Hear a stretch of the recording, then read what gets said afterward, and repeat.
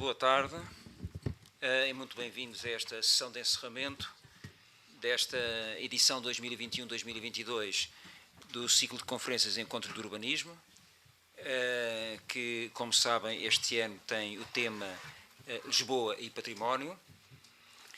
Gostaria de salientar desde já e dar os parabéns ao CIUL. Esta iniciativa iniciou em 2013, portanto no próximo ano fará 10 anos e haverá com certeza uma comemoração desses 10 anos, porque merece, tem havido um trabalho muito interessante. E dentro desse tema Lisboa e Património, a sessão de hoje, como eu disse, é a sessão de encerramento, tem um título que é a Transformação Urbana e os Génios Locke da Cidade. O meu nome é João Ferrão, sou geógrafo, investigador no Instituto de Ciências Sociais da Universidade de Lisboa. Vou desempenhar as funções de moderador, moderadamente. Teremos dois oradores, o professor António Lamas, que falará em primeiro lugar, o professor Paulo Tormenta Pinto, que falará em segundo lugar. Falarão 15, 20 minutos. Depois teremos um período de debate. E depois no final o Sr. Vereador Diogo Moura, que tem o Pelouro da Cultura da Câmara Municipal de Lisboa, encerrará a sessão de hoje. Eu antes de fazer uma apresentação curtíssima, porque toda a gente conhece os oradores, mas antes de fazer uma apresentação curtíssima de cada um dos oradores, que farei antes das suas intervenções, gostaria de fazer uns comentários muito curtos. Como terão visto, no site do CIUL estão identificadas várias questões relacionadas com a edição deste ano do Encontro do Urbanismo. Como se diz aí, que se centrou na descoberta do património de Lisboa. Há várias perguntas, como se define, como é considerado o património, quem o conhece, quem dele cuida. Não vou relembrar essas questões, embora é importante que elas estejam presentes. Elas estiveram presentes nas sessões anteriores, estarão também subjacentes a muito daquilo que irá ser dito hoje e ajudará com certeza a fazer alguma síntese. No final, gostaria de fazer um comentário muito rápido sobre o título da sessão de hoje, que me parece que é um título muito interessante pela leitura que sugere. Depois vamos ouvir as intervenções. O título é A Transformação Urbana e os Génios Locke da Cidade.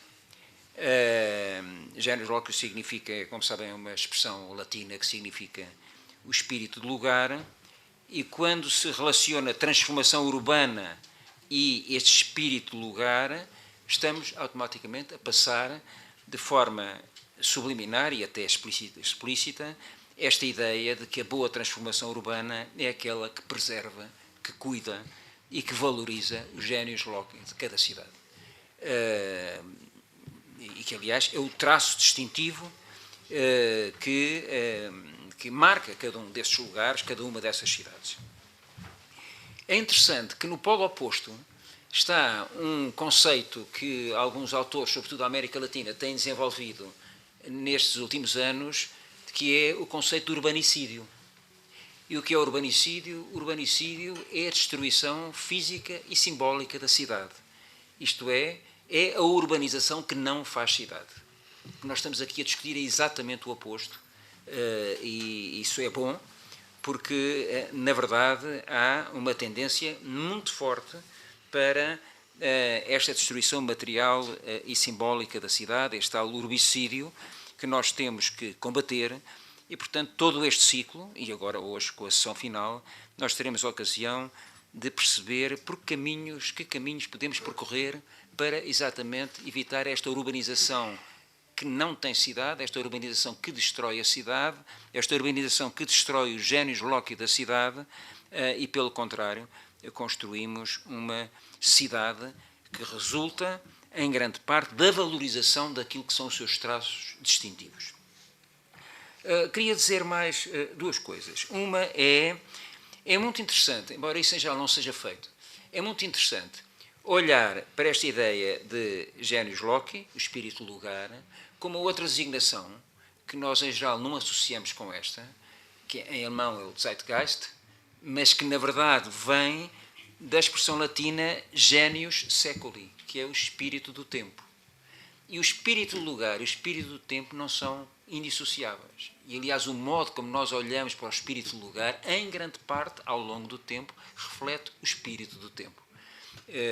Não sei se depois no final poderemos retomar um pouco esta questão, mas eu acho que é muito curioso porque isto implica uma visão dinâmica daquilo que nós estamos a discutir hoje. E, de facto, o espírito do lugar e o espírito do tempo não são dissociáveis e, se calhar, valorizaremos ambos se olharmos para estas duas componentes como duas componentes que se devem reforçar reciprocamente.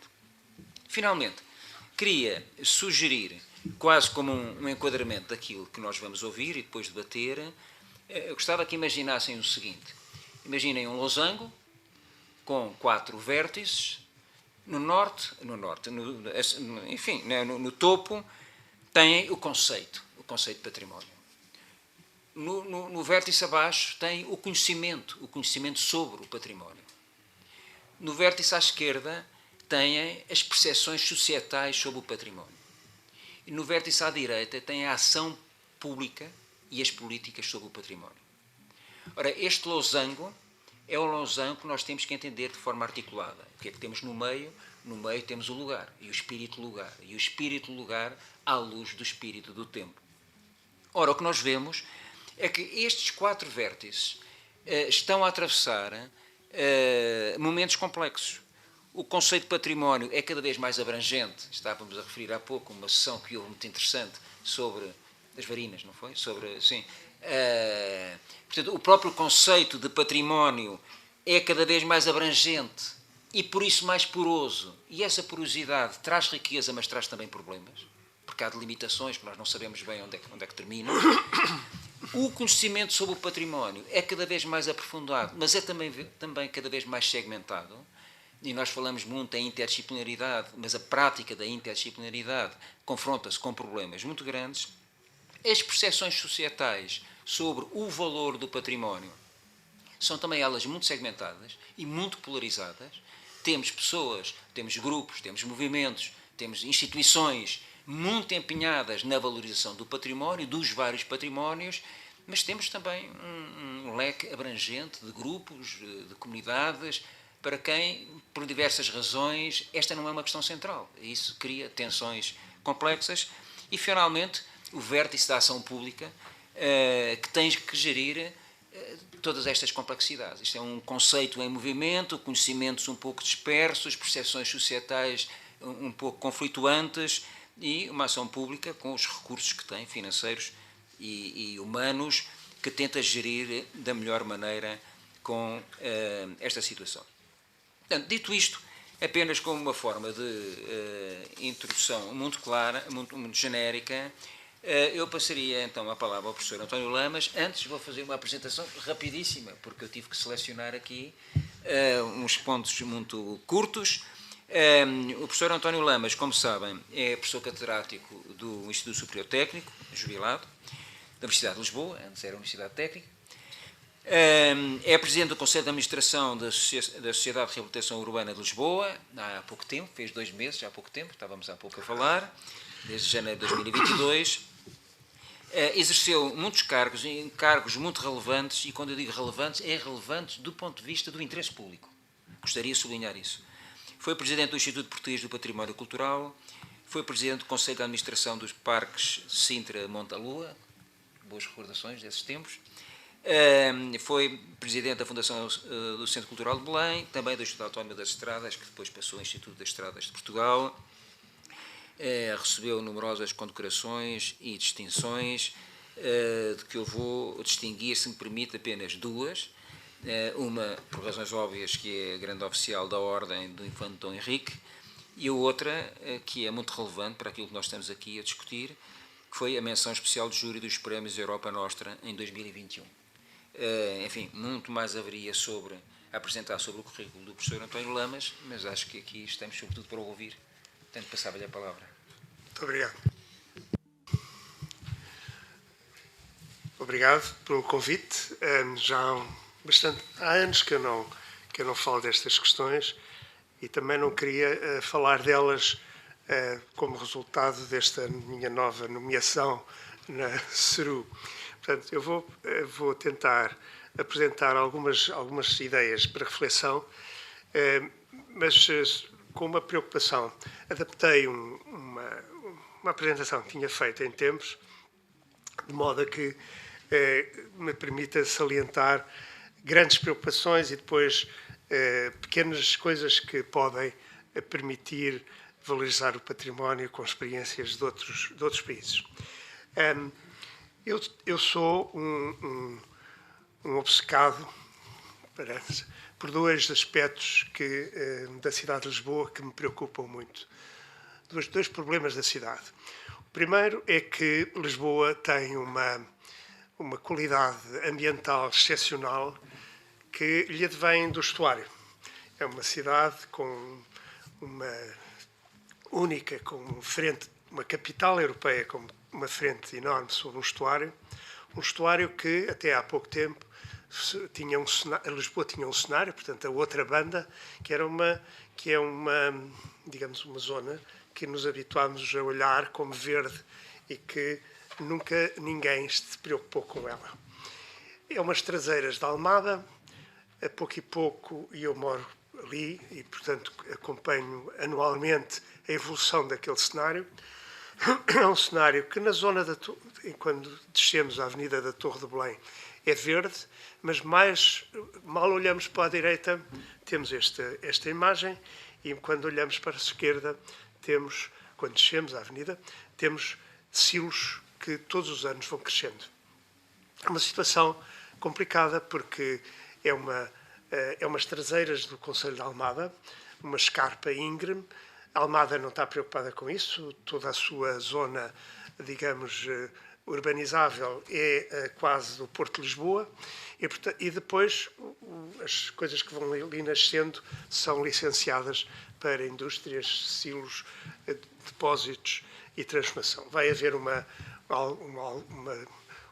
interessante recuperação, espero, que era o antigo Lazareto, que está em estudo, mas teve dezenas de anos até chegar à ruína a que está neste momento.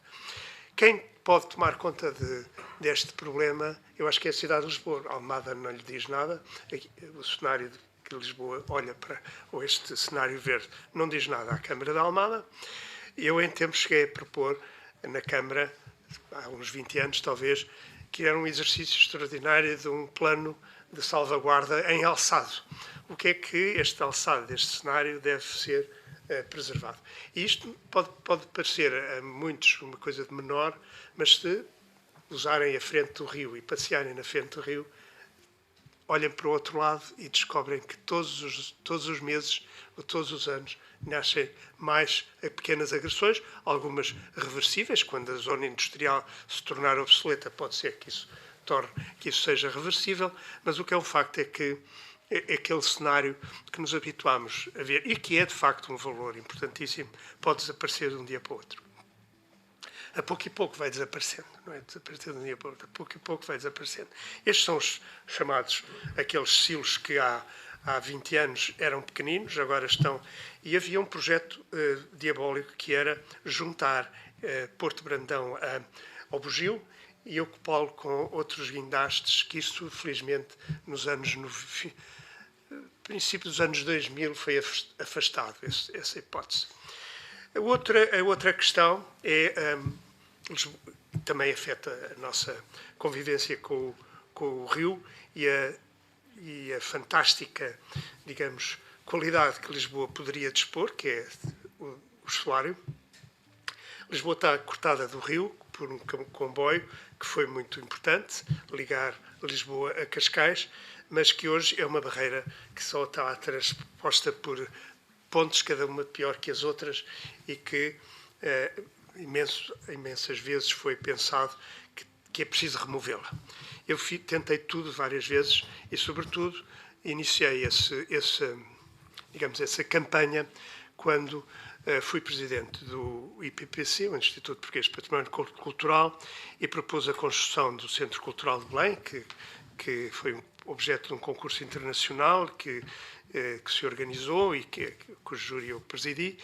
E durante o desenvolvimento do projeto, propus ao Governo e foi aprovado o enterramento da linha na frente de Belém entre o que é hoje a Fundação Champalimau e o fim da cordoaria, porque naquela altura não era possível imaginar mais do que descer um pouco e subir em vala aberta, e isso permitiria. O governo, na altura, estamos a falar no fim de 89, o governo aprovou e estava para se...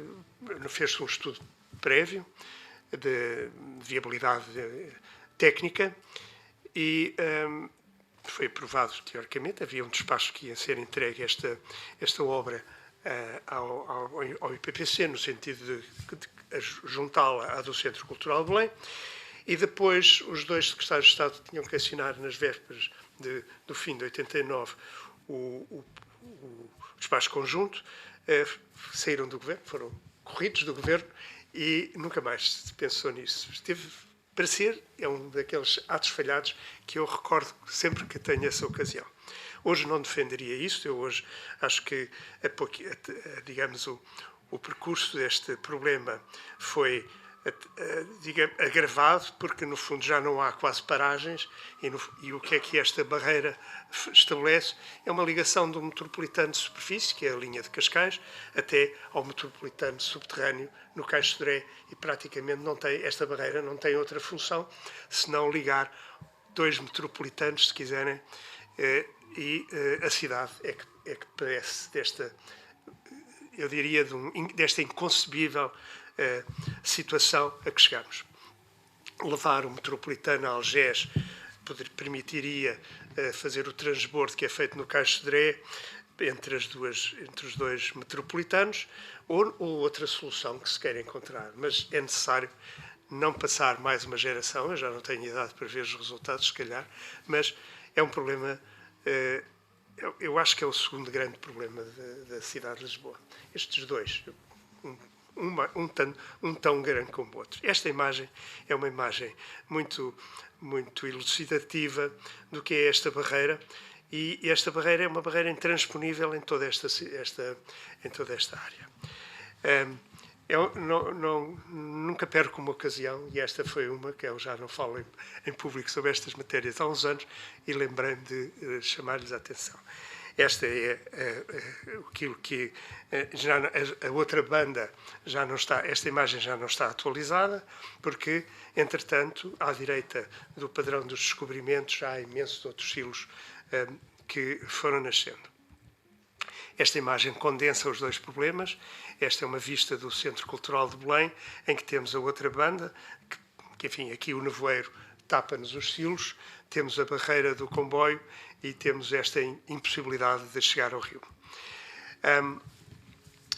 O que eu preparei hoje para a tal adaptação do que eu tinha, um PowerPoint que tinha, era um pouco falar de algumas convicções sobre património, a sua defesa, e chamar a atenção, ou tentar levantar a questão de que defender o património, valorizar e chamar a população a preservá-lo, depende às vezes de pequenas atitudes ou projetos que podemos desenvolver na cidade de Lisboa e noutras cidades, mas em Lisboa em particular. Comecei sempre os cursos a dizer isto, sobre património, que devemos conservá-lo porque ele é importante para a qualidade de vida e porque desejamos que os nossos descendentes o possam também fruir. Isto parece não é ortodoxo, porque, por definição, património é o que herdamos, é dos nossos antepassados, ou adquirimos. Não somos obrigados a gostar de tudo o que herdamos, mas devemos aprender a gostar do património construído, sobretudo porque enriquece o ambiente em que vivemos e assegura qualidade de vida. E é por isso, e é a minha convicção, queremos que os nossos descendentes também tenham a possibilidade de o fruir, e ao querer isso somos conduzidos a preservá-lo e valorizá-lo. É esta a motivação que nos deve guiar para a salvaguarda e valorização do património, e ao mesmo tempo é esta a visão que nos justifica a necessidade de o acrescentar em cada geração.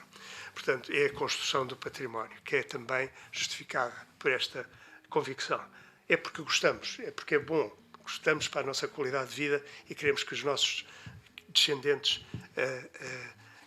tenham essa mesma qualidade e possam fruir desse património.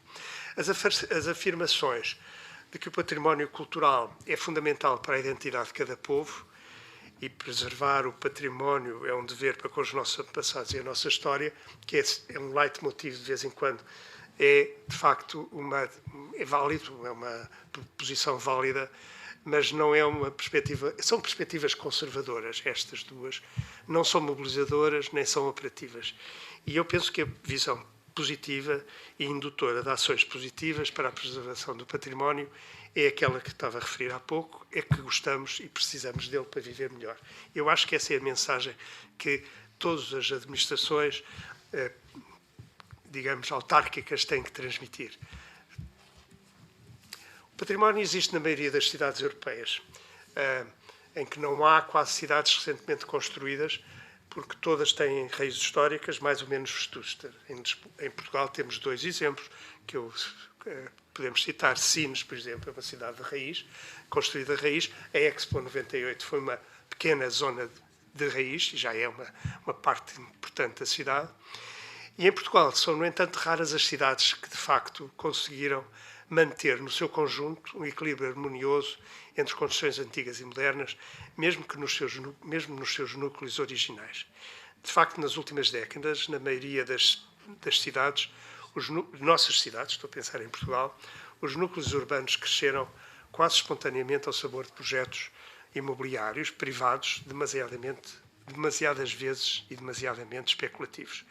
A pouco e pouco isto tem-se vindo a atenuar, mas é um facto que a cidade de Lisboa ainda tem muita expansão, muita cidade a construir.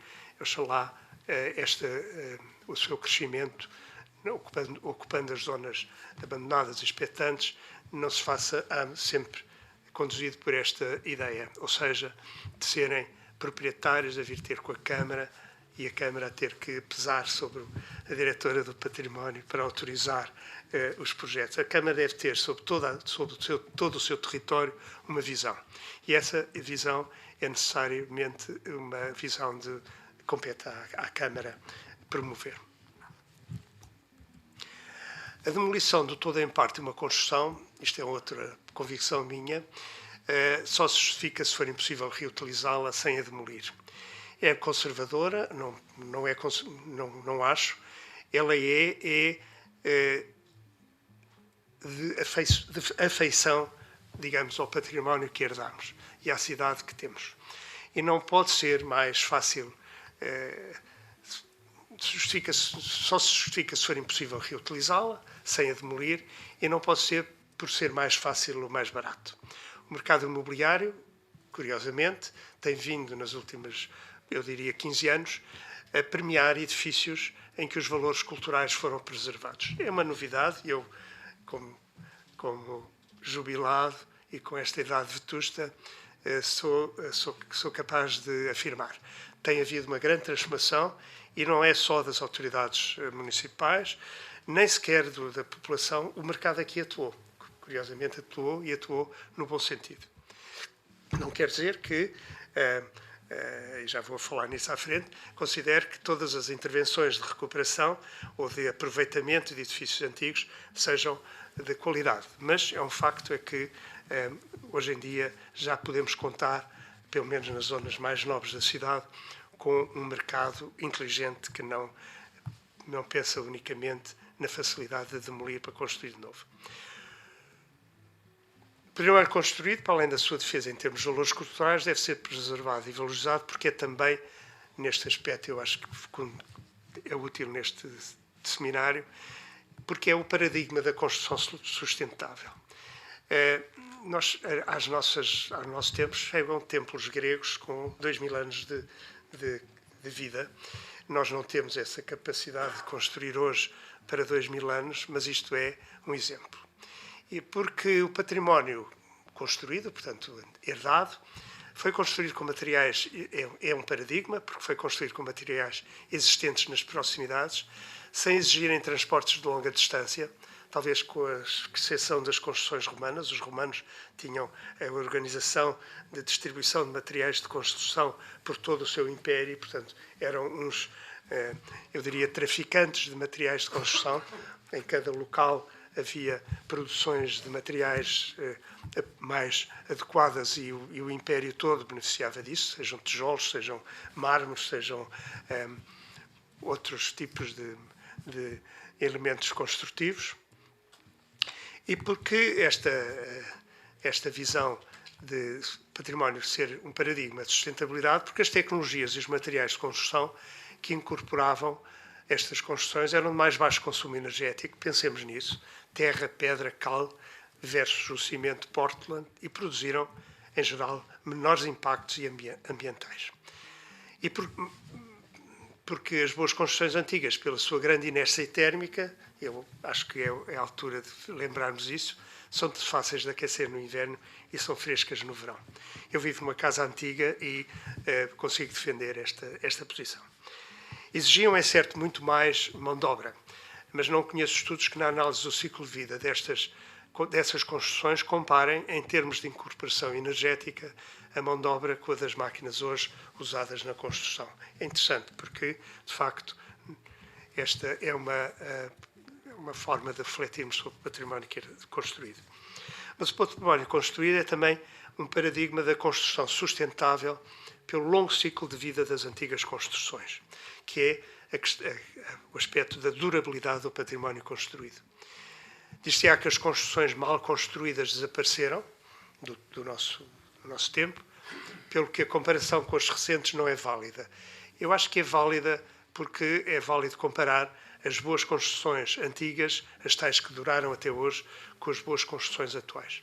Hoje buscamos a sustentabilidade como um paradigma recente, esquecendo que essa sustentabilidade era culturalmente inata nas gerações que nos precederam. Porque as gerações que nos precederam tinham uma noção de esforço humano que as construções exigiam e não podia esse esforço ser desprezado, abandonando-as ou demolindo-as.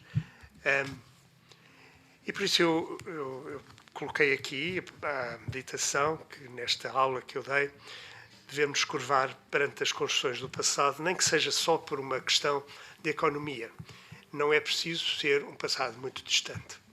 Os arquitetos e os engenheiros de outrora construíam para a eternidade. Há vários textos defendendo esta posição. Não construíam para uma vida útil de 50 anos, como tantas vezes os nossos regulamentos da construção pressupõem. Era uma perspectiva escatológica da construção, como trabalho último ou atividade suprema, comparável à criação de obras de arte. Apesar de, até há pouco, um dos métodos de avaliação das construções ser o custo atual da sua reprodução ou reposição, eu pensava que essas obras são irrepetíveis e acho que é curioso. Quando eu, uma vez, falei sobre este tema numa conferência, o professor Jorge Gaspar disse-me: olha que cuidado, não é bem assim. E você, que eu estava no Parque de Sintra e estava a recuperar aqueles palácios, vocês deviam, depois da recuperação do Palácio da Pena, foi quando ele falou sobre isto, ele pertencia a um conselho consultivo que eu criei, ele disse: vocês têm que patentear rapidamente o Palácio da Pena. E eu disse: mas os chineses vão copiar o Palácio da Pena? Isso não é possível. Vocês estão a brincar. Cuidado, é preciso patentear. Eu nunca mais me esqueço, brinco com ele de vez em quando. De facto, eu dizer que estas obras são irrepetíveis, pensei nisto. Isto é o Circo de Roma em Macau. Não é longe da nossa cultura, mas existe um circo romano em Macau com pedras talhadas a fingir o circo romano. E o mais ainda divertido, existe uma Tower Bridge em já não sei qual é a cidade, não pus aqui, esqueci-me. Mas é uma dupla, porque era para uma autoestrada, portanto precisavam de duas Tower Bridges. E se procurarem na internet, encontram todos, eu não diria todos, encontram dezenas de monumentos ocidentais reproduzidos a escalas idênticas ou maiores ou menores, e portanto digamos, a recomendação do Jorge Gaspar era muito inteligente: patenteiem o Palácio da Pena. Ainda não reproduziram o Palácio da Pena. Bom, coisas mais sérias. O principal instrumento de preservação do património é a sua classificação. Essa classificação deve ser preventiva, não reativa. parecem coisas muito simples e muito evidentes, mas de facto não são. Deve ser permanente, não deve ser por revoadas, e Lisboa é um exemplo disso. Tem feito classificações épocas muito intensas, outras em que passam-se anos sem se conhecer novas classificações. Deve ser organizada, portanto, deve haver um departamento sempre preocupado com esta classificação. Estou a pensar em Lisboa, e com a justificação com clareza que essa classificação deve ser feita, para que os cidadãos adiram, conheçam. Ela deve ser divulgada, deve ser indutora, no fundo, da participação pública na identificação de novas classificações. Esta indução, eu acho que é aquilo com que eu terminava esta reflexão, porque é uma lição que eu recolho sempre, que aspectos menores é que levam a que os habitantes das cidades adiram ao património, gostem do património e tenham ligação ao património da sua cidade. E depois também, antes de mostrar isso, falar isso, a classificação do património deve ser acompanhada, que todos sabemos, são coisas eu diria, didáticas para os nossos alunos, que é os planos de salvaguarda e valorização, como previsto na lei. No entanto, em Portugal, classificamos com alguma regularidade, também por revoadas. Se feito um levantamento, eu fiz uma vez um levantamento de 10 anos das classificações da Direção-Geral do Património Cultural, e há anos em que quase não há outros em que há muitas, e depois aquilo é oscilante, não tem uma intensidade regular, e, portanto, isso também contribui para que as pessoas se esqueçam da importância da classificação para a preservação. E devem ser, obviamente, as classificações acompanhadas de planos de salvaguarda. Ainda é menor, quer dizer, é muito interessante, mas, por exemplo, nos anos 50, 60, as classificações eram acompanhadas pela definição de zonas especiais de proteção e de planos de pormenor de salvaguarda e valorização.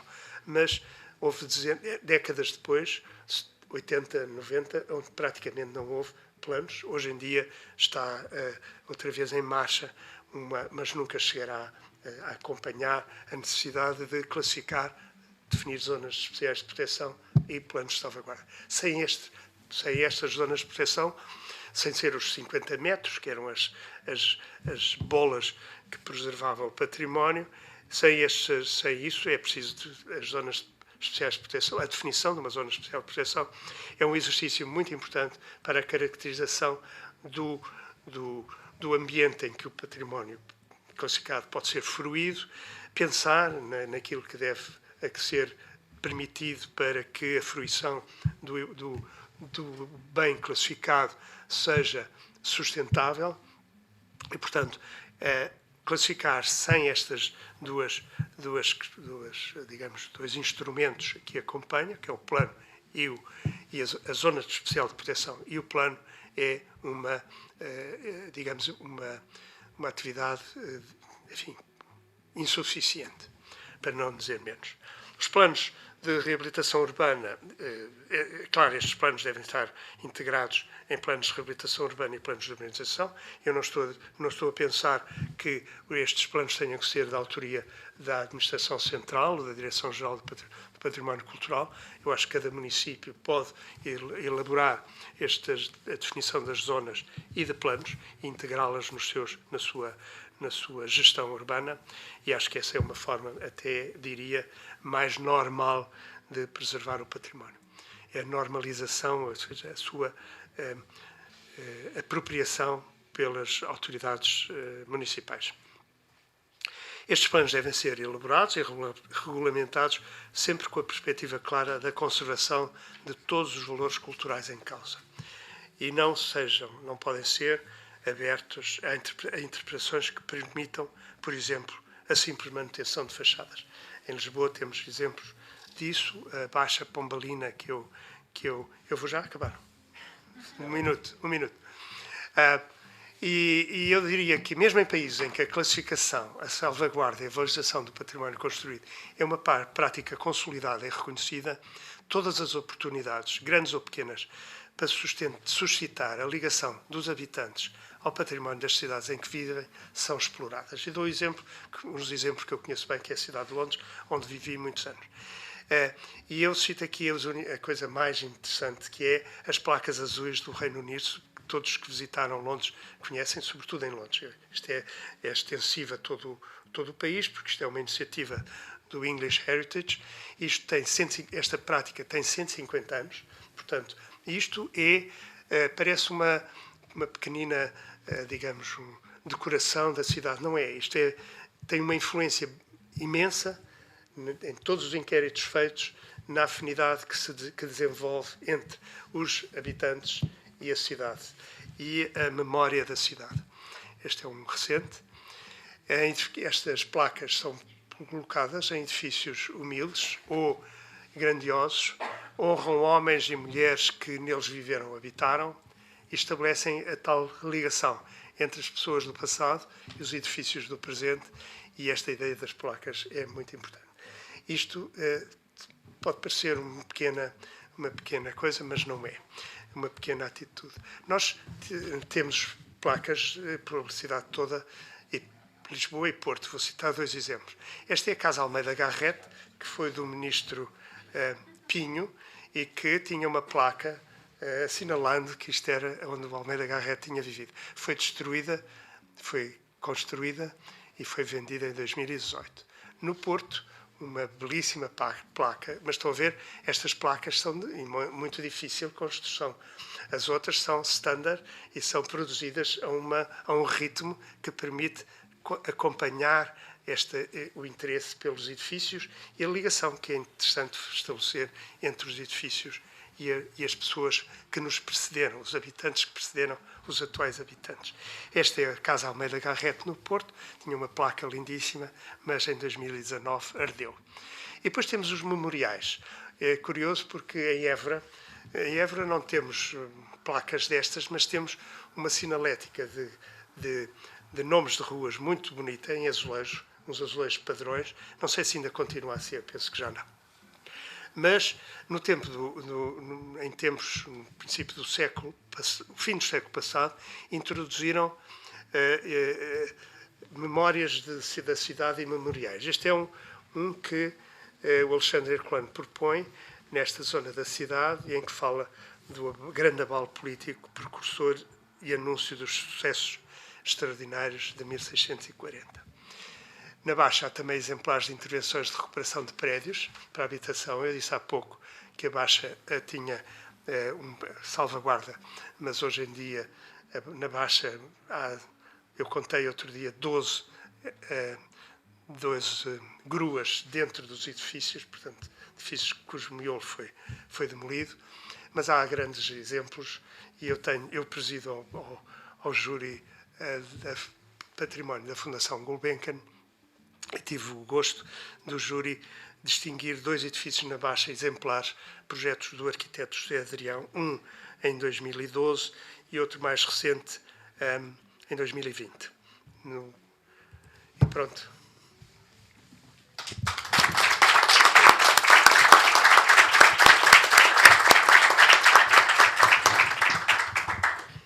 Muito obrigado.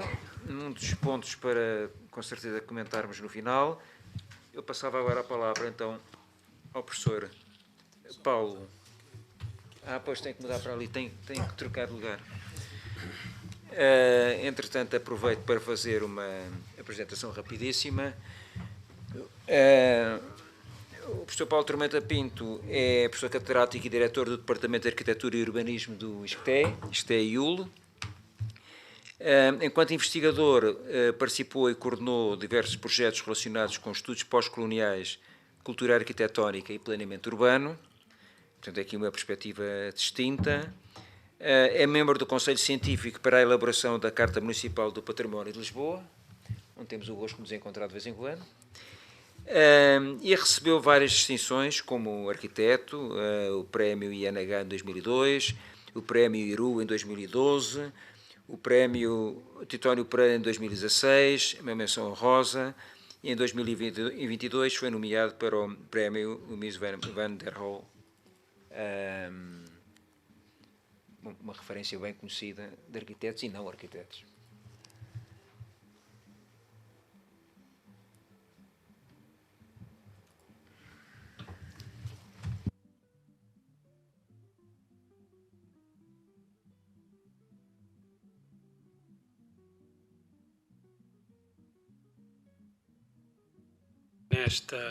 Nesta sessão dedicada ao património, nestes encontros do urbanismo organizados pela Câmara através do Centro de Informação Urbana de Lisboa. Portanto, é um enorme gosto estar, enfim, acompanhado também de tão distintos oradores e particularmente também aqui o moderador, o João Ferrão, com quem temos partilhado, de facto, esta tarefa da Carta do Património do Plano Diretor de Lisboa. Portanto, o título da sessão que nos traz aqui hoje são as transformações urbanas, os genius loci da cidade de Lisboa. Eu particularmente gostava de refletir um pouco acerca desta temática e enfim, apresentar aqui uma intervenção na Basílica da Estrela, portanto, no âmbito da criação de um projeto de acessibilidades à Basílica e, portanto, tivemos a oportunidade de desenvolver e, portanto, que poderia ser aqui um caso interessante para clarificar alguns dos pensamentos que estão subjacentes a esta ideia de intervir na cidade, de transformar e, portanto, refletir sobre o património. Portanto, a ideia do genius loci, enfim, chega ao mundo da arquitetura pelo Christian Norberg Schulz, no final dos anos 70, em 1979, portanto, associada a uma ideia de fenomenologia, de interpretação do território, portanto, a ideia da importância do lugar, o espírito do lugar, enfim, caracterizou indelevelmente, digamos, o pensamento da arquitetura, sobretudo no último quartel do século XX, com uma enorme preponderância e é, digamos, uma base teórica absolutamente fundamental que se constituiu e que se organizou a partir do pensamento do Christian Norberg Schulz. Esta ideia do território que tem uma determinada potência, que tem um determinado significado, que tem um determinado simbolismo, que tem uma determinada fenomenologia, é de certo modo coincidente com o pensamento que um pouco mais tarde o André Corbos também desenvolve com a sua ideia do território como palimpsesto, ou seja, um território que vai resultando da acumulação de detritos, que vai sendo reescrito tal como um palimpsesto, deixando nas suas rugas as marcas do seu passado. E é particularmente interessante e operativo o pensamento do André Corbos, porque, a dada altura do seu trabalho, nos reflete acerca da importância dos cartógrafos e, portanto, a ideia da cartografia resulta justamente de um processo interpretativo do próprio território, enfim, na impossibilidade de abarcar toda a informação que está subjacente ao território. A ideia da cartografia é uma ideia seletiva, é uma ideia discursiva, é uma ideia que representa ou seja, está subjacente a uma determinada orientação que elege um determinado caminho em detrimento do outro. E, portanto, aqui coloca-nos fundamentalmente dentro desta temática, a meu ver, fundamental na transformação da cidade e do genius loci, que é a importância do discurso que está subjacente às intervenções. E, portanto, muito bem, como João Ferrão colocou no início, a questão, a importância deste valor patrimonial na sua complexidade também social e política de alguma forma, a importância do discurso que está subjacente à intervenção, parece-me que é um mecanismo fundamental que nós temos para conseguir debater o espírito das intervenções e da transformação urbana da cidade de Lisboa. E é um pouco dentro desta ideia que eu gostaria de fazer a apresentação deste trabalho, porque a arquitetura, de certo modo, trabalha sempre num processo de transformação, não é? Portanto, ou seja, trabalha sempre num mundo que perspectiva o futuro, E naturalmente esta relação com o futuro, sobretudo conjugado com esta ideia que falávamos do espírito do lugar, é absolutamente um processo de charneira entre a ideia do futuro e, ao mesmo tempo, a compreensão do passado. Há aqui um processo quase metabólico entre a relação do passado e do futuro que é muito complexa e que está naturalmente subjacente à qualidade, digamos, do discurso que poderá enquadrar estas questões. Aqui no caso da Estrela, não é? Portanto, a Estrela é um caso interessantíssimo porque sobretudo desde o período de Dom João V, que se pensava que a Estrela podia vir a albergar a nova patriarcal, que acabou por não ser construída, mas portanto, este planalto dos bons ares, de Buenos Aires, poderia vir a ser transformado com a nova patriarcal. Depois do terremoto, o Manuel da Maia acabou por aconselhar ao Dom José que poderia construir aqui um novo palácio que acabou por não ser construído. Portanto, a ideia passou para, como sabemos, para a ajuda. Mas neste território, nas aforas da cidade, a Rainha Dona Maria I acabou por dar seguimento à ideia de construir a Basílica, portanto, seguindo um pouco a perspectiva que o Dom João V tinha também em Mafra, portanto, relativo aos seus descendentes e estando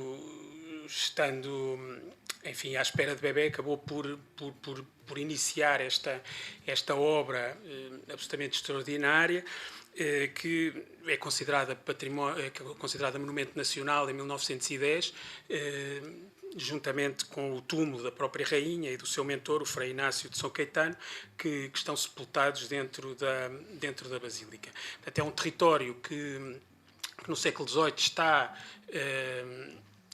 digamos, em plena transformação. Aliás, esta área, enfim, nas cercas dos vários conventos que existem na zona de Santos e da Lapa, estavam já em processo de urbanização na altura do terremoto. Este sítio estava um pouco ainda ermo, chegou a conter aqui uma praça de touros e acabou por ser o local escolhido para a edificação do convento, que foi, enfim, da igreja e do convento, que foi, enfim, desenvolvido por Mateus Vicente, enfim, com um acerto de projeto em várias fases. Portanto, num primeiro momento, uma arquitetura bastante seca, não é? Depois foi em vários momentos do seu desenvolvimento, acabou por ganhar no terceiro estudo os campanários das igrejas, os campanários dos sinos, não é? Portanto, que pontuam as extremidades da igreja e que de certa maneira nos geram uma referência digamos, da escola de Mafra, que mais tarde, já Reinaldo dos Santos, já depois da morte do Mateus Vicente, em 1785, acaba por retomar e acaba por lhe dar mais suntuosidade, designadamente com a construção do zimbório, enfim, com todo um conjunto de elementos decorativos, o frontão, os fogaréus, etc. E, portanto, aproximando muito já o edifício daquilo que nós conseguimos perspectivar hoje em dia e, portanto, desenvolvendo também a ala do convento do Santíssimo Coração de Jesus, que está do lado direito do edifício. Esta intervenção acabou por, enfim, por ficar incompleta, justamente por causa do palácio que acabou por não ser desenvolvido. Esta é uma simulação do Nuno Saldanha que ilustra aquilo que seria eventualmente a construção da ala que está por construir da Basílica da Estrela e, portanto, baseada nos desenhos de planeamento que foram feitos para o local, onde se aponta do lado esquerdo do convento o limite daquilo que seria esta construção do palácio que não chegou a ser edificado. Portanto, a intervenção da Estrela, como sabemos, acaba por chegar, enfim, ao início do século XIX. Portanto, temos as invasões francesas, as lutas liberais do século XIX,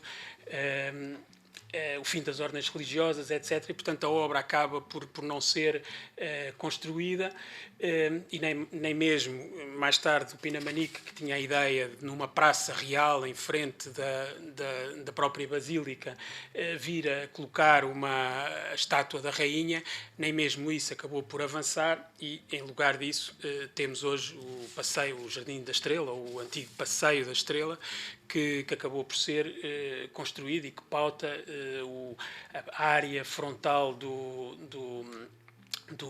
próprio convento e daí da Basílica. Portanto, esta área que não foi construída, portanto, digamos, no século XIX, acabou por conter edificações espúrias que foram construídas designadamente para acolher uma capela do Santíssimo Sacramento, que acabou por estar aqui construída e que esteve até ao início praticamente do século XX, e que foi desmontada. Enfim, alguns escritos referem que parte destes elementos pétreos acabaram por ser levados para o cemitério dos Prazeres, e que, portanto, esta área, digamos, do lado esquerdo da área nascente do convento, acabou por ficar como uma espécie de vazio urbano durante todo este tempo. Houve umas intenções mais tarde, já nos anos 30, de vedar a área do transepto, entre o transepto e a igreja, que acabaram por não ser construídas. Nos anos 30, 40, acaba por ser feito uma espécie de prolongamento do Jardim da Estrela com o mesmo tipo de vegetação exótica que caracteriza o próprio Jardim da Estrela, portanto, ocupando esta área que é conhecida como Jardim 5 de Outubro, e mais conhecida como Jardim da Burra, que, enfim, devido a uma pequena estatueta que se encontra no local e que enfim, dá o nome mais comum a esta área. O Azevedo Coutinho, paisagista, nos anos 50, acaba por fazer um estudo também para este local, aumentando as caldeiras das árvores e, portanto, enfim, um estudo que está relacionado com outras intervenções que acontecem também na cidade por esta altura. E, enfim, na década de 60, a área, sobretudo mais próxima da Basílica, acaba por estar pavimentada, sendo que, enfim, em processos sucessivos, esta área acaba por receber também a continuidade do Jardim 5 de Outubro e, portanto, sendo uma área, digamos, interessante, mas que ao mesmo tempo se encontrava num estado de muito pouco qualificado, ao contrário do jardim que se manteve mais ou menos intacto ao longo do tempo e que recebeu mais recentemente uma obra de requalificação, digamos, o Jardim 5 de Outubro. Portanto, colocava-se efetivamente a ideia de criar uma acessibilidade ao platô da Basílica, e esta área, que é um vazio, que é uma área que acabou por não receber a continuidade do edifício, acabou por apresentar-se como a área mais interessante para produzir esta intervenção. E, portanto, aquilo que foi aqui feito foi uma espécie de operação topográfica que permitiu estabilizar a área entre o transepto e a igreja para criar uma plataforma rampeada que permitia o acesso, digamos, à plataforma de entrada na igreja, portanto, poupando, de certo modo, qualquer elemento que fosse estranho à escadaria monumental que pontua o alçado frontal da igreja. Portanto, acabamos por produzir aqui uma maquete que se vê mal, porque este percurso acessível até à igreja, portanto, tinha não só esta intervenção que é feita na área lateral da Basílica, como acaba por entrar dentro da Basílica, na ala que está próxima ao claustro, permitindo uma entrada lateral e, portanto, também, deste modo, salvaguardando a presença das escadas que estão dentro da Galileia da igreja.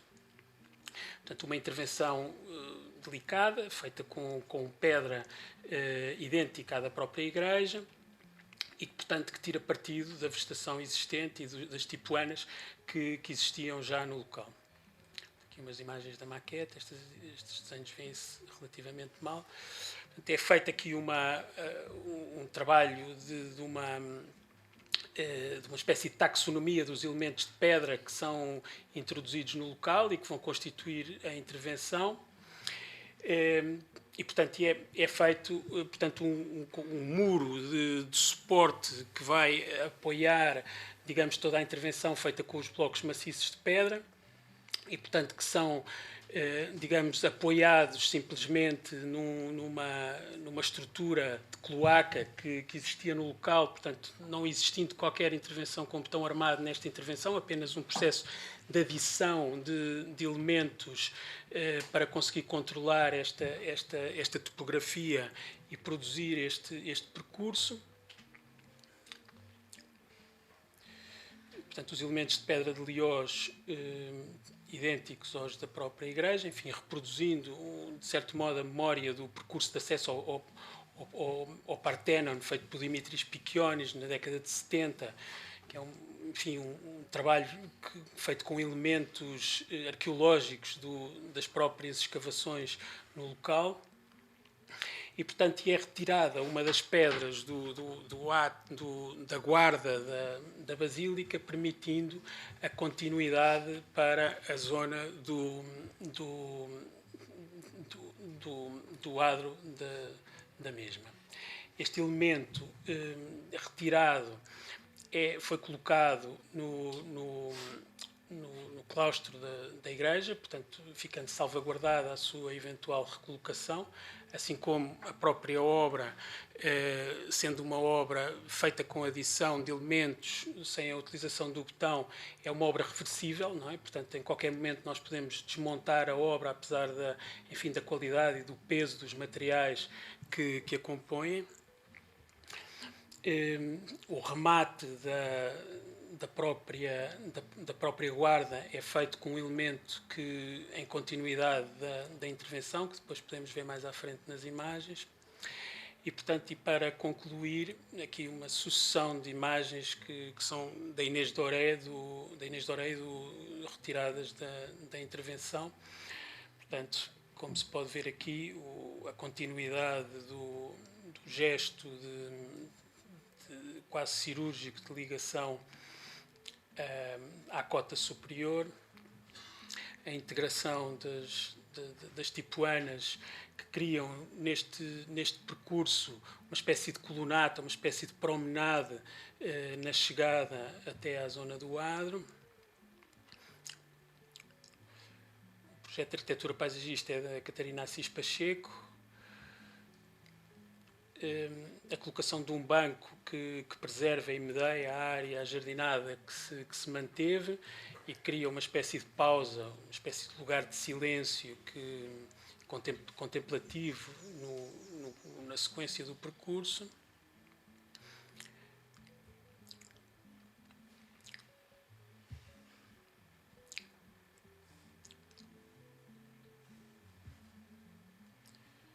A integração dos elementos. A pedra com o aparelho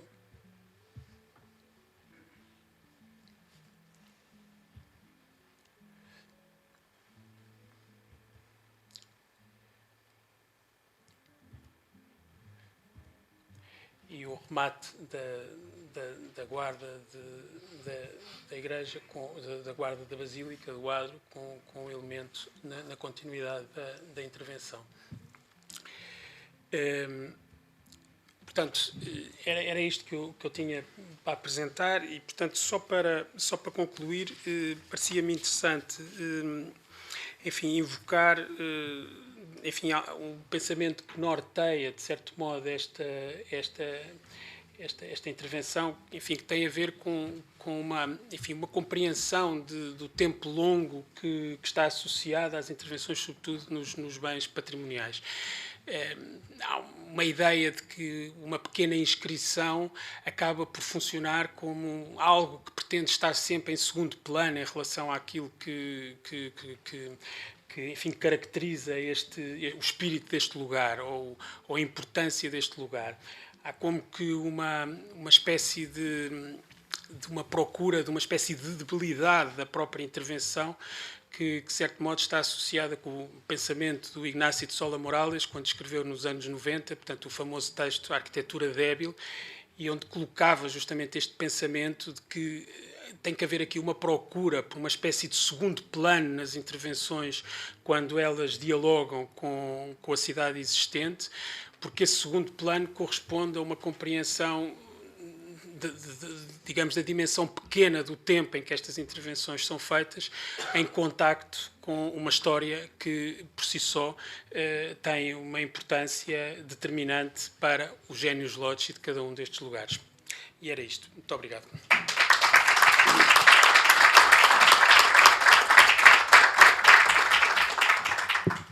Muito obrigado. E antes de passar a palavra à sala, se me permitem, gostava de fazer 2 ou 3 comentários muito rápidos.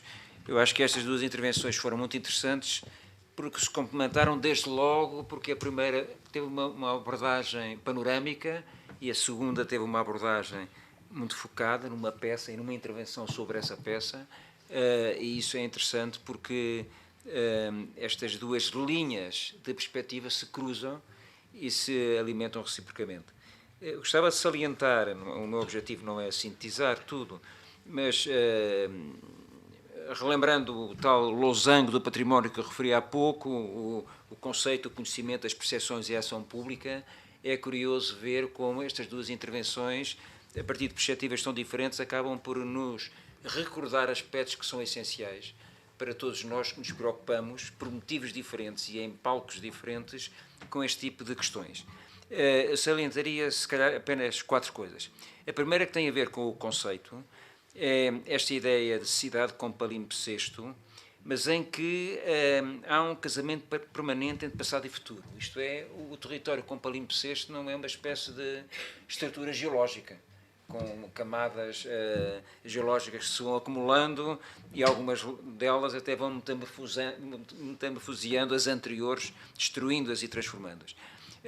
Portanto, como foi dito, é tão importante preservar e valorizar o património como juntar um novo património. Portanto, este jogo permanente de algo que nunca está terminado é, de facto, um desafio enorme ao conceito e depois, evidentemente, à ação.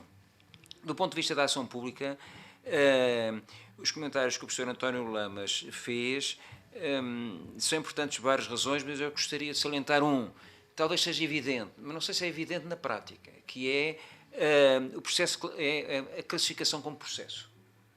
A classificação como processo. Como foi dito, tem que ser preventiva, permanente, organizada, divulgada. Isto não é um somatório de impulsos, é um processo. E o processo faz toda a diferença. Houve uma grande discussão há 20 anos sobre o plano de produto ou plano de processo. Acho que isso já está mais que ultrapassado. Mas o problema da classificação como processo tem ainda um espaço para alargar do ponto de vista da ação e da sua intervenção. Depois, outro aspecto muito interessante do ponto de vista do vértice, que é as percepções societais sobre o património, também foram dados aqui 3 exemplos que eu salientaria e que vale a pena levar em conta. Em primeiro lugar, a importância deste ponto de vista, isto é, como é que nós podemos mobilizar os cidadãos a favor desta intervenção no património existente e na produção de património de qualidade para o futuro. Em primeiro lugar, a importância das pequenas ações mobilizadoras, que permitem às pessoas viverem melhor, e ao viverem melhor percebem e valorizam a qualidade desse património. Em segundo lugar, o exemplo que o professor António Lamas referiu de Londres, e não só, também de Évora, de certa maneira, que é a importância desta identificação das pessoas com os edifícios, que podíamos alargar a outro tipo de identificações, e então entramos nesta ideia do espírito do lugar. E, em terceiro lugar, um aspecto muito interessante que eu acho que vale a pena pensar a quem está envolvido na Carta de Património, que é, como foi dito, uma classificação indutora da participação pública em novas classificações. Isto é um apelo muito grande, é um determinado tipo de participação com um objetivo claro, que eu acho que merece ser debatida, porque também aqui há um potencial de aproveitamento bastante grande. E, finalmente, o último comentário que eu queria fazer tem a ver com o quarto vértice, o vértice do conhecimento, onde há duas palavras que foram referidas, mais uma vez, a partir de perspectivas diferentes e com objetivos também um bocadinho diferentes, mas que acabam por casar muito bem, que a ideia... Aliás, três, porque as duas primeiras não são bem o mesmo. Não sei se foram apresentadas mais ou menos como sinónimo, mas não são bem o mesmo. É a questão da sustentabilidade, a questão da durabilidade e a questão do tempo longo. São três elementos, sustentabilidade, durabilidade e tempo longo, que nós temos que interiorizar na forma como olhamos, como interpretamos o que é o património e, portanto, o que fazemos com ele. O que fazemos com ele enquanto cidadãos, o que fazemos com eles enquanto ação pública e também o que fazemos com ele do ponto de vista do mercado, que, como vimos, é também um elemento, ou deve ser, um elemento valorizador do património existente e daquele que estamos a produzir também para o futuro. Bom, dito isto, o meu papel não é... Eu não sou orador, portanto, eu passaria a palavra à sala. Temos algum tempo e, portanto, sim, o arquiteto Paulo Paes. Se calhar o melhor é tirar a máscara, porque mesmo com...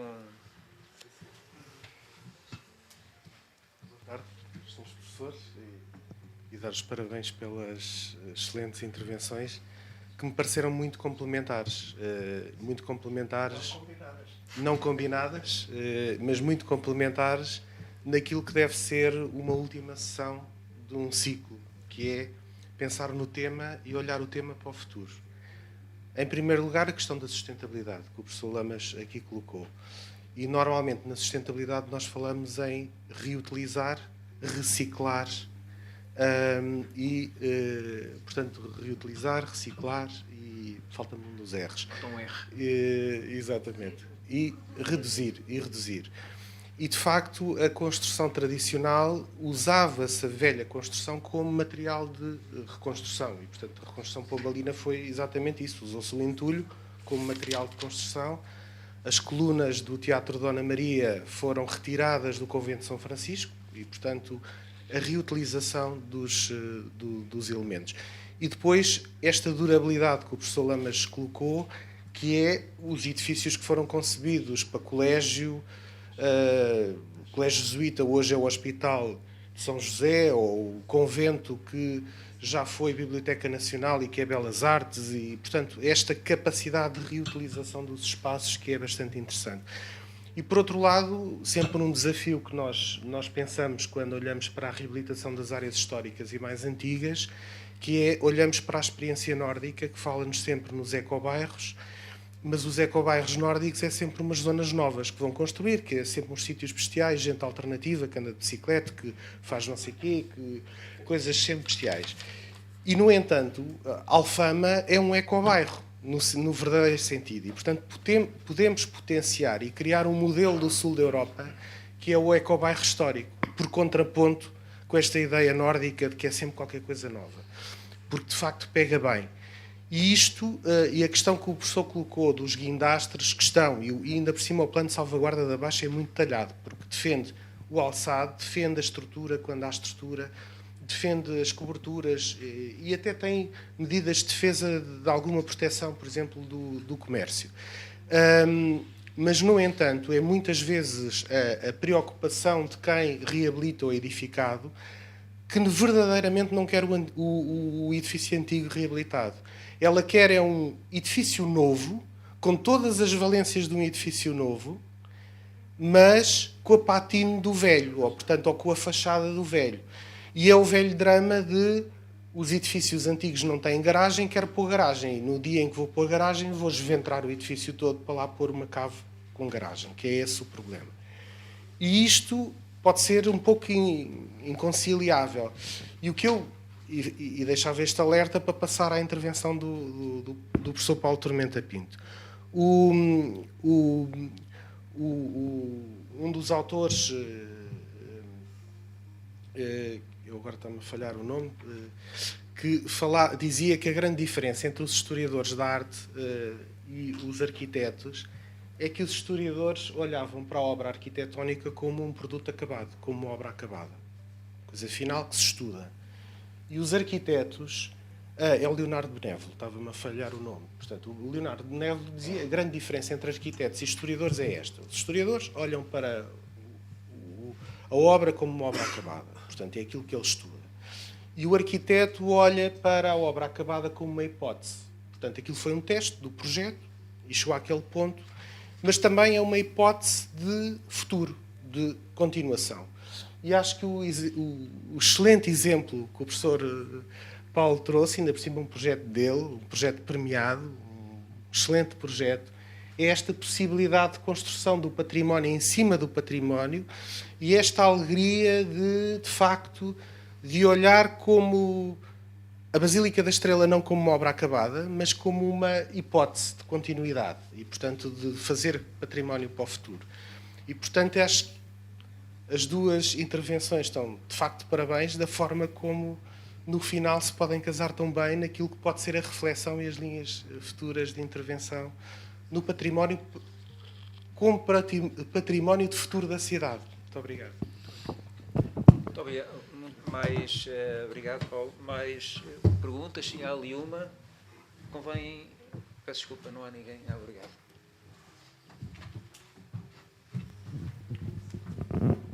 Obrigado.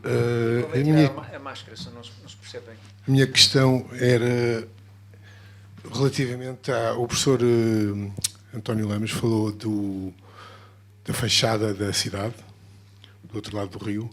Mencionou também o comboio, 2 elementos. Eu queria perguntar ao professor se considera, e isso para mim é uma coisa que acho que é a destruição da cidade de Lisboa, a Península de Montijo e a hipótese de haver lá um aeroporto. Eu estou convencido que a área metropolitana da cidade de Lisboa fica completamente destruída. Acho que aquilo deveria ser um parque natural da cidade de Lisboa,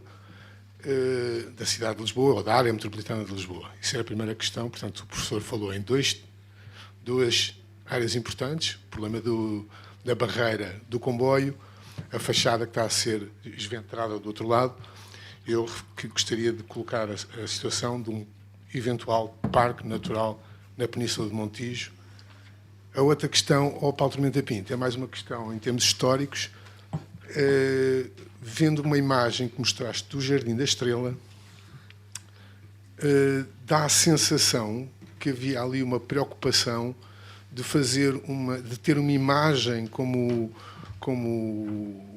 o mosteiro de Santo Ildefonso, a Granja de Santo Ildefonso, ou mesmo até Caserta, porque há de facto, desde o hospital inglês, o pequeno cemitério, aquilo tem uma inclinação e dava a sensação que aquele jardim deveria ser, digamos, eu gostaria de saber se por acaso descobriste alguma coisa, porque aquilo é mais ou menos no tempo em que o Van Vitelli está em Portugal, e achei curiosa essa imagem que mostraste. Por que razão é que não teria sido pensada essa, e não em vez do Jardim Romântico? Talvez mais 2 questões. Observações ou comentários, ou algo que queiram juntar. Sim, ali atrás.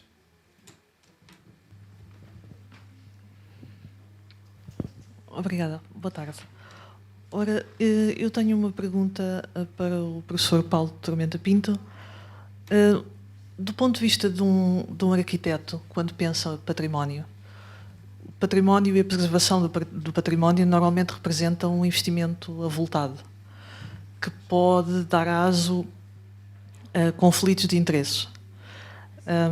Portanto, por um lado temos a preservação do património material e, por outro, o património imaterial ou intangível, e, por vezes, esse conflito de interesses pode acabar por favorecer uma preservação do aspecto material, que pode ser instrumentalizado para efeitos de gentrificação e tudo mais, como se sabe, o que gera uma traição ou um esvaziamento, precisamente, do espírito do lugar.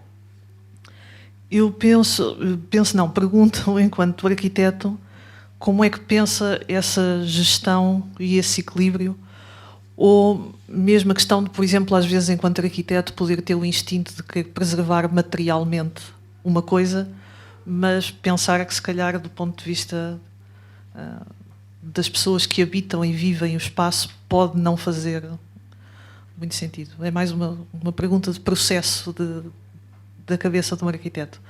Uma segunda questão, já agora, para o professor António Lamas. Começou a sua apresentação por referir a questão da água e do papel da água, que é, obviamente, os elementos naturais também têm um papel importante no património tangível e intangível, e sendo uma coisa tão imediata do ponto de vista do lugar, essa relação da cidade com a água, como é que hoje em dia, como é que eu ia dizer, quem é que toma uma decisão relativamente a uma linha de comboio desaparecer ou a um porto ser redimensionado para favorecer o acesso à água? Porque pensar preservação de património, incluindo elementos naturais, numa cidade à beira da água ou sem ser à beira da água é muito diferente. Enfim, talvez tudo um bocadinho complexo, mas obrigada. Não precisamos de perguntas complexas. Só talvez mais uma, porque depois não podemos ter uma... Sim. Teresa, está ali o... Eu queria perguntar ao professor Lamas, enfim, felicitando pela intervenção, qual será, enfim, a explicação, que eu não a tenho, para tendo nós um elemento único que é a Baixa, para classificar em património mundial, como é que ano para ano vamos lapidando essa oportunidade, quando São Luís de Maranhão está exatamente aprovado desde 1997, dizendo a Unesco que é igual à Baixa e por isso o classifica. Portanto, ou seja, há ainda ou não esperança, eu ainda a tenho, se inventariar, porque de facto o arquiteto falou do plano, o plano não traz a preservação da gaiola, e aí penso que é questão grave, mas isso seria outra matéria, e portanto, havendo uma identificação dos quarteirões que ainda são possíveis de ter a gaiola preservada, se não seria possível ser, enfim, até um selo deste executivo, de facto uma classificação que desde 90 a tentámos diversas vezes e que nunca a conseguimos até agora. E que poderia ser um elemento fundamental de estratégia da cidade, ou seja, de facto, pelo valor que tem, do plano de urbanismo, da gestão, enfim, e até depois ligados aos sismos e ligado a um centro de interpretação de toda a modernidade que o plano da Baixa é. Ou seja, eu considero um elemento fundamental para a estratégia da Baixa, a sua classificação, o centro interpretativo que é sempre escrito em todos os documentos estratégicos, que era, no fundo, uma descentralização do Museu da Cidade, e não, como temos um espaço ligado ao bacalhau no Terreiro de Paço, em vez de termos efetivamente aquilo que seria esta experiência, e portanto eu pergunto-lhe se não seria um elemento mobilizador, até da CERU, pegarmos na Baixa e verificarmos o que é que podíamos ainda pôr na Unesco a classificação. Está aqui o Sr. Vereador e também acompanhou na Assembleia Municipal os últimos anos este objetivo.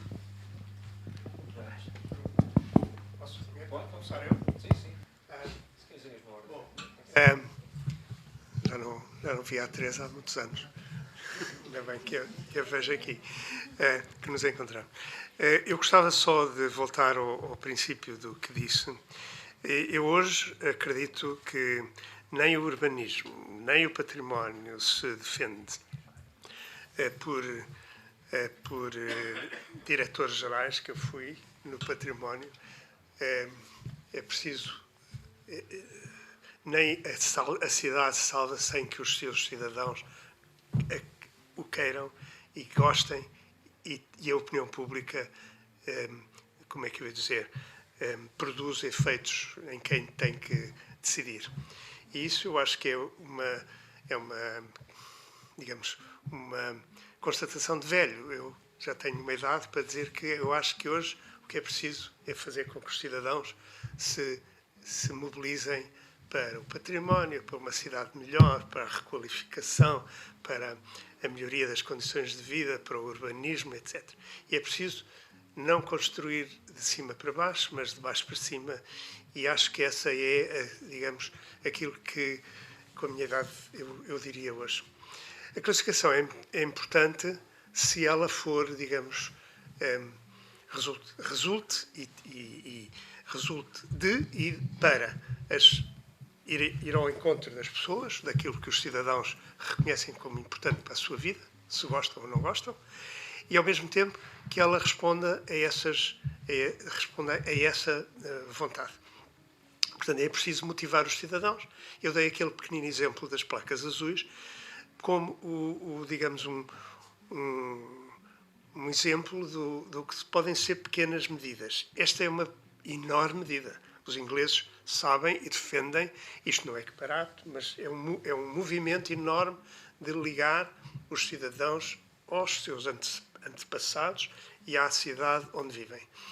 E isso permite, como é que dizer, é a melhor defesa da substituição de um edifício, a melhor defesa da alteração de uma construção em Londres, são aquelas placas. Aquelas placas estabelecem mais, apesar de Londres ser toda ela praticamente, eu diria, não é classificada, mas é consolidada e como tal, só excepcionalmente a regra da conservação na cidade de Londres é uma regra de só é admitido aquilo que melhora, não é admitido aquilo que possa piorar. E, portanto, é uma regra, eu diria, de três.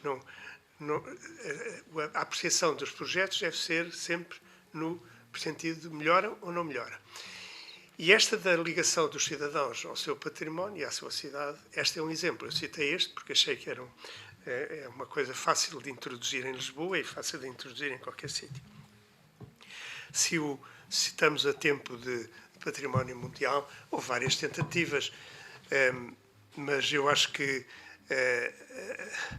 a situação atual não é propícia a um retrocesso a uma situação que existia há 20 anos ou mais, em que os interiores dos edifícios, por exemplo, se discutia como é que os devíamos preservar ou listar ou fazer, ou digamos, na classificação da baixa, no plano de salvaguarda, muito poucos a posição do interior e da estrutura Pombalino, etc., é referências muito, muito ligeiras. Eu não sei se é possível. Hoje não. Por outro lado, também não sei se o movimento digamos, de transformação da baixa é propício a introduzir digamos, os resultados ou as consequências de uma classificação a património da humanidade. Hoje não sei. Tive muito entusiasmo quando pensou nisso no início, mas eu hoje não sei, tal como a Baixa evoluiu. De facto, a Baixa, há 20 anos, ou há 15 menos, estava num estado de degradação extraordinário. A melhoria das fachadas e toda a transformação que sofreu, hoje em dia a Baixa para quem a percorre a pé ou visita, é uma cidade, é um centro histórico bem conservado e que mudou completamente. Agora, nesta transformação, perdeu-se muita inteligência, diria, e muita sensibilidade na preservação. Os interiores das garagens que se falou,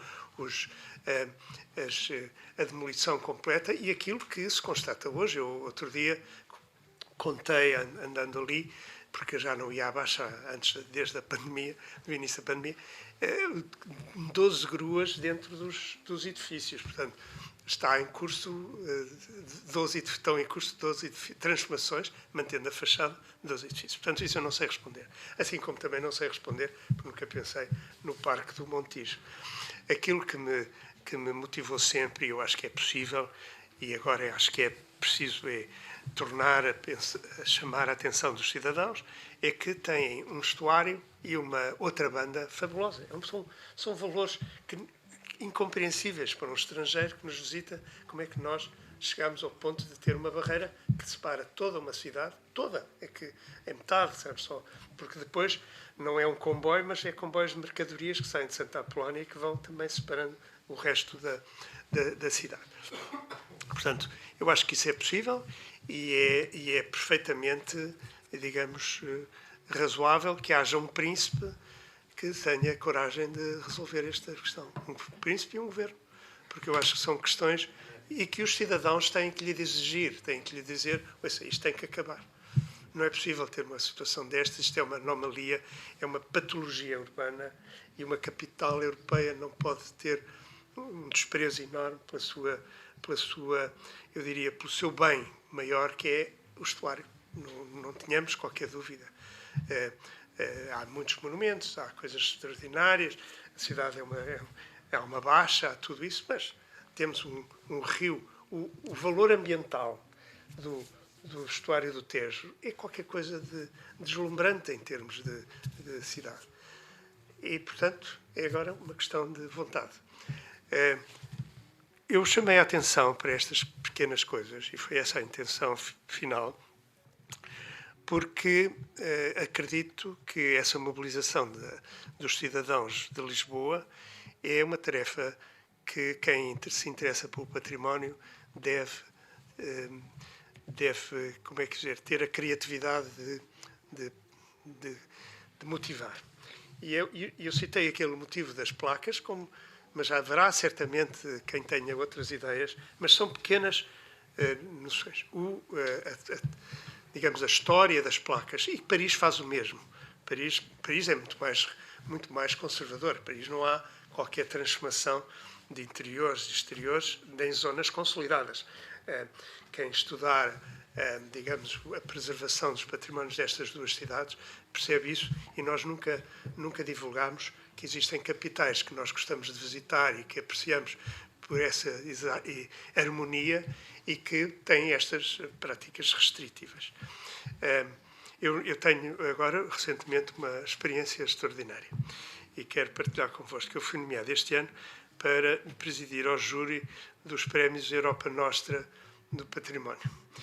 E as candidaturas são extraordinárias. Não é de urbanísticas, são de edifícios, e são de restauro, e são de preservação, e são de grandes projetistas. E eu gostaria, quer dizer, a sensação que eu tive outro dia, na primeira grande reunião do júri, foi: eu gostava imenso de apresentar isto em Lisboa. Vejam o que são as candidaturas ao património da Europa que foram apresentadas. Acho que fazia muito bem. Nós apresentámos coisas muito interessantes, mas a criatividade do conjunto de propostas foram apresentadas 200, depois o Comitê Central dividiu-as, selecionou 60, e o júri tem agora que selecionar 30 e depois mais 15. É um processo que vai levar muito trabalho. Mas é uma experiência que vale a pena meditarmos. Nós somos muito simplistas, muito pequenos, muito pequeninos ao apreciar estas coisas. A grandeza das intervenções no património, precisamos de as conhecer melhor no resto da Europa. Claro que numa altura de guerra, como estamos a viver, eu acho que os nossos sentimentos vão ter que mudar, e tudo isto que estamos a falar aqui vamos, se calhar, apreciar ainda melhor. Eu acho que devemos ser otimistas neste momento. Ou seja, a destruição de cidades como Kiev, Odessa, etc., vai-nos trazer uma necessidade enorme de refletirmos por os valores que conservamos nas nossas cidades. Eu acho que isso vai ser uma atitude muito positiva em relação ao património construído e às cidades que, como Lisboa, não têm destruições em massa, têm destruições pequeninas e progressivas. É o meu, digamos, a minha, digamos, convicção recente. E é isto. Eu acho que tentei responder. Não sei, João. Tem que ser muito rápido, porque depois temos que terminar os vereadores. Tem que tirar a máscara, só chamar. Relativamente à cidade de Lisboa e à questão que colocou a senhora da destruição da gaiola e tudo isso, eu penso que se caminha, de facto, para o fachadismo na cidade de Lisboa, que é ficar a fachada e todo o interior ser alterado. Para mais, nestas circunstâncias em que quase todo o património da Baixa vai passar a ser turístico. São hotéis, são alojamentos. E com obrigações como, por exemplo, a do estacionamento, não é? Que os empreendimentos têm que ter. Portanto, isto é uma alteração muito grande que a Baixa deixa de ter habitantes e passa a ser um centro turístico. E é isto que, não sei o que é que se poderia fazer para juntar uma coisa com a outra. Eu não quero responder a esta pergunta porque não sei. É uma sessão sobre a Baixa. A questão levada muito a sério. Paulo. Não, pronto, obrigado. Bom, indo então às respostas, portanto, penso que o Gonçalo que tinha colocado a questão relativa ao jardim, portanto, ao Jardim da Estrela, não sei se ficou completamente claro, enfim, quer dizer, efetivamente aquilo que se previa entre a Basílica e o cemitério inglês era efetivamente a construção de uma praça real, muito pouco arborizada, não é? Portanto, ou seja, estava prevista a colocação da estátua da rainha, que foi encomendada pelo Pinamanique, um escultor... Foi aquela que foi para Queluz. Exatamente, era isso que eu ia dizer, portanto, que foi encomendada ao Domenico Peri, que é um escultor italiano. A estátua chegou a Portugal, mas, enfim, no meio de todas estas...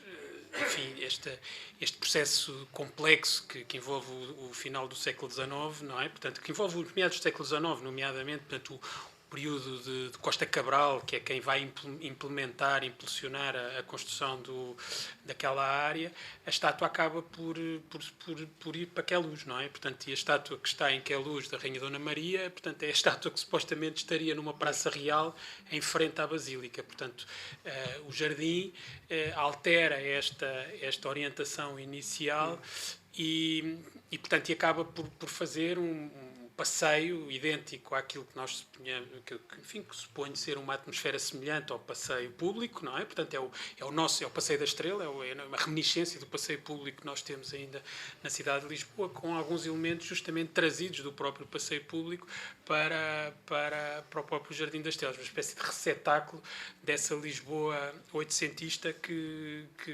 desapareceu, mas ao mesmo tempo é interessante, enfim, quer dizer, falando aqui de palimpsesto, de ideias, de contradições, etc., a cidade é muito cheia, não é um elemento puro, não é? Portanto, é um processo de contradições, não é? Portanto, complexidades e contradições. Indo um pouco mais longe, enfim, dando resposta à pergunta que coloca, que eu acho, enfim, uma questão muito, muito interessante e que me leva, enfim, a constantes reflexões, mas hoje, particularmente, estando aqui presente com o professor António Lamas, eu penso que há algumas orientações que saem que clarificam um pouco este processo. Efetivamente, quer dizer, nós, quando colocamos sobre a mesa a ideia dos arquitetos, é uma ideia vaga, não é? Porque os arquitetos são... Enfim, têm, por um lado, digamos, uma espécie de obrigação técnica, deontológica, da sua própria missão disciplinar, mas, por outro lado, têm também uma obrigatoriedade de ter, como todos nós, como todas as pessoas, uma participação cívica, não é? Portanto, e talvez as suas competências profissionais possam ajudar a sua participação cívica. E eu, quando falo nisto, falo porque é importante, digamos, coisas tão óbvias como, por exemplo, a capacidade de conseguir participar para esclarecer, para identificar, para clarificar questões que estão subjacentes aos instrumentos que os arquitetos trabalham. Portanto, a importância da geografia da cidade, do seu relevo, dos vários tecidos urbanos, enfim, estas questões têm que passar para a opinião pública, têm que ter um tradutor que faça com que, digamos, os cidadãos, na sua, digamos, globalidade, possam compreender os valores que estão subjacentes à cidade, ao património, à arquitetura. E por isso eu acho que esta preocupação que foi aqui manifestada pelo professor António Lamas é muito importante, porque, efetivamente, há uma dimensão que é a intervenção em si, mas há uma outra dimensão que é uma dimensão, digamos, uma dimensão política, participativa, etc. E essa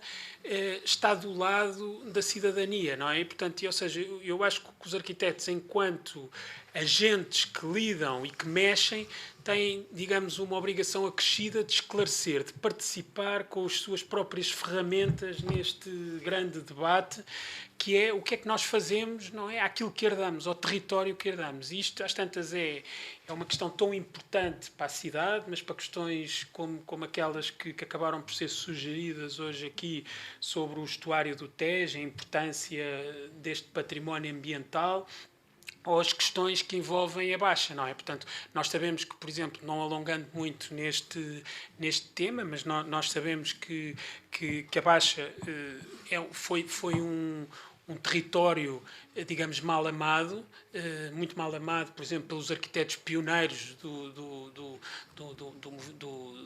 os arquitetos modernos pioneiros, por exemplo, o Cassiano Branco chamava a Baixa um sítio que refletia a cabeça quadrada do Marquês, portanto, com um tom depreciativo, não é? Portanto,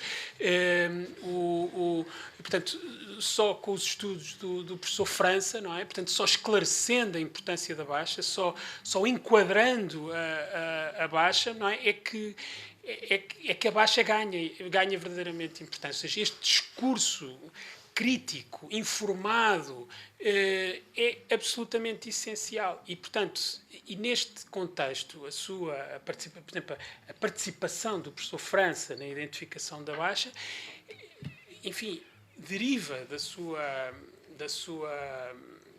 suas competências académicas, disciplinares, mas rapidamente se transforma numa extraordinária ação de cidadania, não é? E, portanto, e de valorização do património, neste caso, que é aquilo que nos traz aqui hoje para debater. E, portanto, eu acho que essa saída, digamos, de um casulo disciplinar é a questão fundamental, talvez, para responder à questão que coloca. Eu gostava só de acrescentar, posso ainda, João? Sim.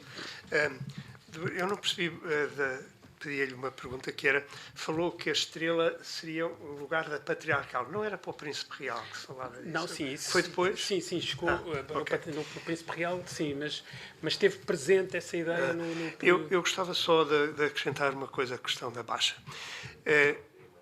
Na França, claro que foi uma pessoa importantíssima na chamada de atenção e do valor que representa aquele grande plano. A Baixa teve, no entanto, evoluções terríveis, que foi a nossa expressão, uma obra de fachada. A Baixa levou quase, ao fim de 20 anos, não estava construída a maioria da Baixa e foi necessário exigir que quem quisesse manter o emparcelamento dos seus prédios que tinha antes do terremoto na nova planta, tinha que pelo menos erguer as fachadas. Portanto, vem daí essa ideia da obra de fachada, porque muitos anos teve só fachadas, à espera por causa da lei.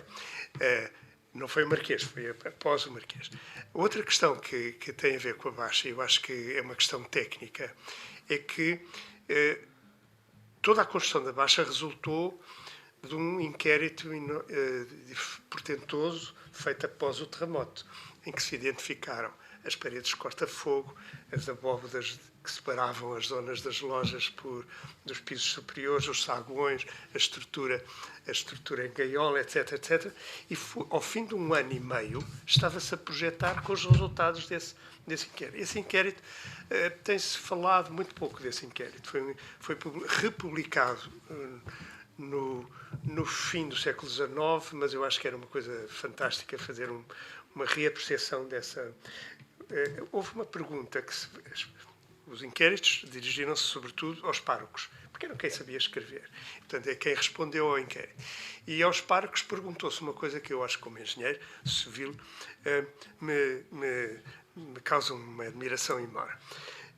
Notaram que os edifícios caíam mais numa direção do que noutra? Isto é epicentro, eles não sabiam que era epicentro e havia a ideia de que aquilo era um castigo de Deus, não é? Mas a ideia de epicentro ocorreu à comissão de inquérito. É uma coisa verdadeiramente extraordinária. E eu, por fim, dizia uma coisa que eu aos meus alunos das aulas de património, dos cursos de património, dizia uma coisa que ainda mantenho, que é a conservação e do património deve ser como na matemática. Na matemática, os conjuntos, para serem completos, têm que incluir o zero. Foi uma grande conquista da matemática. E eu acho que na conservação do património também se tem que, digamos, incluir a não se fazer nada. Ou seja, é não rio. É preciso fazer alguma coisa neste caso, é preciso introduzir algum... Claro que eu não sou arquiteto, sou engenheiro, portanto os arquitetos se calhar não gostarão deste ponto de vista, mas o não se fazer nada é reconhecer que aquilo está bem assim, e portanto e que se conservará assim. Portanto, e essa ideia eu acho que causava muito debate e na Baixa também, se calhar, no caso da Baixa. Muito bem, acho que fechámos com chave de ouro este ciclo. Agora pedi ao Sr. Vereador para encerrar a sessão. Não sei se posso sair daqui.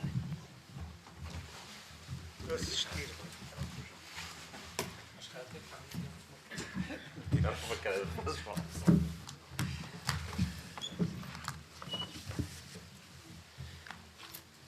Bem, muito boa tarde a todos, ou já é boa noite.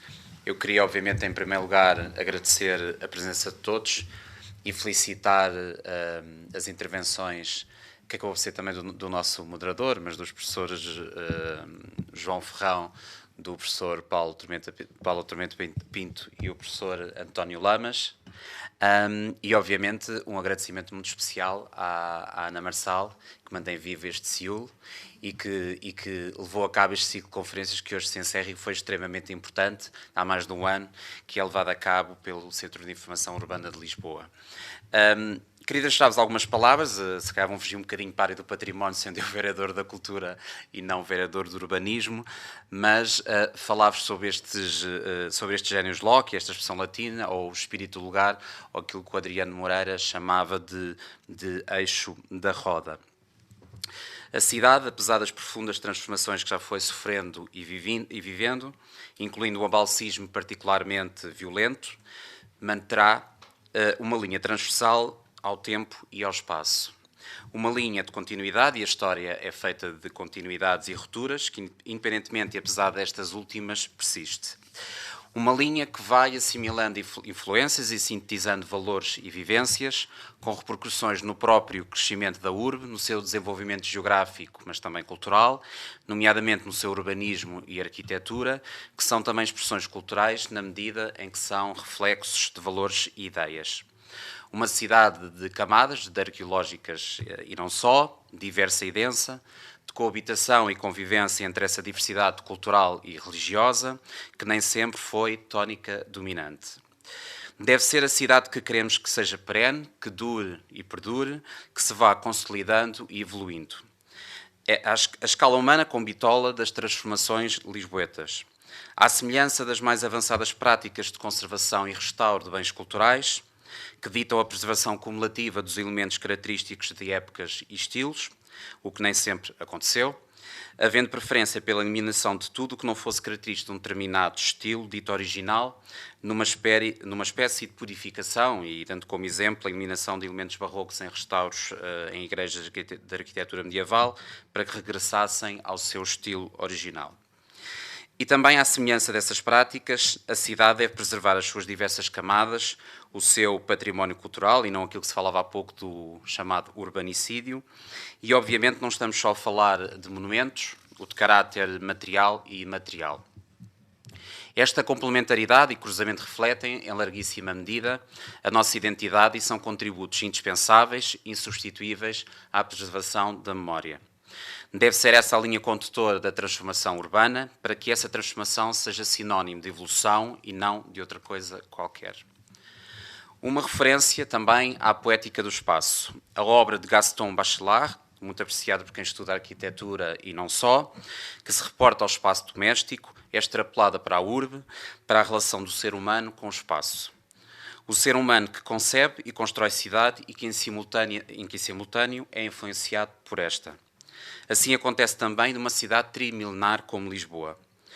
Perante tamanha riqueza e diversidade histórica e cultural, O modelo de desenvolvimento da cidade deve assentar nesse pilar estruturante que a reabilitação urbana seja parceira de uma transformação compatível com as idiosincrasias de Lisboa, e o Paulo Paes fala aqui na reabilitação urbana e a questão das fachadas, eu não considero muito, mas é uma opinião pessoal, que se chama reabilitação àquilo que é apenas manutenção de fachadas, mas também do seu espaço urbano, do seu urbanismo, arquitetura, espaço de vivências, de tradições também, que na medida em que tornam Lisboa singular, para que esta assim persista, é também necessário ser rigoroso nas políticas públicas, nomeadamente nas municipais, que modelam e condicionam o desenvolvimento urbano e urbanístico, com implicações evidentes a tantos outros níveis.